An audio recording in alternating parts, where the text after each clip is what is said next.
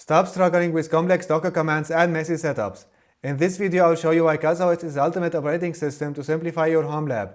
It's easy, it's elegant, and you can get it up and running with your favorite apps in minutes. We are installing it right now and setting up our first app. Hello everyone and welcome back to Libre-Data. If you watched my last video, I showed you how to install Ubuntu Server. In this video, we are installing CasaOS. CasaOS has a very beautiful dashboard. It also features a community-driven app store, which contains many of apps. It has an elegant web UI and it's super easy to install. For a long time, I have been using Portainer for managing my containers, but honestly, it can feel a bit heavy.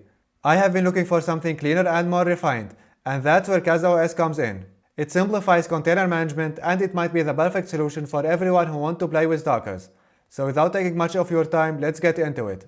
Just like I mentioned before, I have a full video on how to install Ubuntu Server, so make sure to watch that one first. So let's connect to our server, type SSH, your username, at the IP address. Enter your password.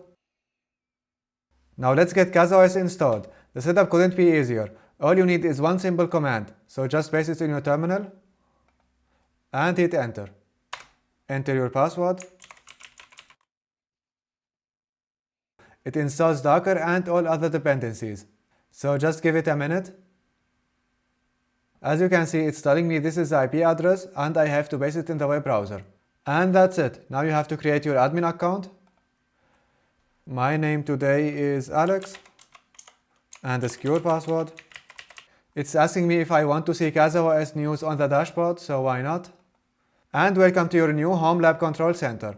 The first thing you will notice is how clean and beautiful it is. It really feels like a dedicated OS. Here you have your resources, your storage and your network traffic. You also have a search bar which will use DuckDuckGo as a search engine.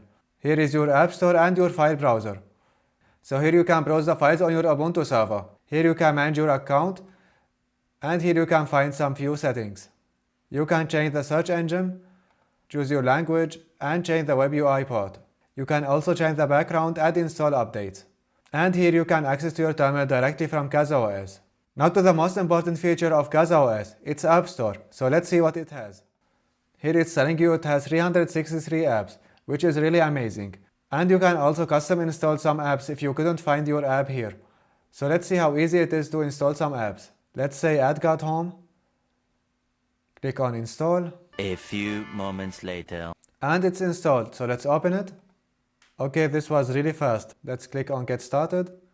As you can see, it's already working and I think it can't be easier than this. So let's try to install something else. App Store, and let's say image. Continue in background. And let's find something else while image is installing. Let's say Jellyfin. Continue in background. Let's see if Nextcloud is here. Alright, there are multiple versions of Nextcloud. This one comes from the Linux server team and I really like them, so I will use this. Continue in background. I hate money, so let's install this. Nginx Proxy Manager is here also. And Unify Controller, because why not? Now let's see if these applications are working, so let's start Jellyfin. Looks good. And Nextcloud. Alright, Nextcloud isn't working. I think we have to use HTTPS here. And here you go. It's working too. I hate money. Nginx Proxy Manager. And Unify. I think we have to use HTTPS one more time. It's not working too. So let's see if we can fix this. Here it's telling me how to install it actually. This is actually my fault. I haven't read the documentation while installing it. So let's try to fix Nextcloud. Settings. I think it will work if I change this to HTTPS. So let's do this. And let's actually change its name. Let's call it Nextcloud. And save. Now it's doing some magic. Let's open it. Alright, this looks better now. But I have noticed something. Let's go back to CasaOS. As you can see, it still has the old name. So let's try to refresh. Okay, let's try to rename it one more time. I think I have to change this one and not the one in the bottom, because this one is a container name. So hit save. And now it's called Nextcloud. And that's it for today. Now tell me in the comments, are you sticking with Portainer or are you making the move to CasaOS? If you like this video, don't forget to hit the like button and leave a comment.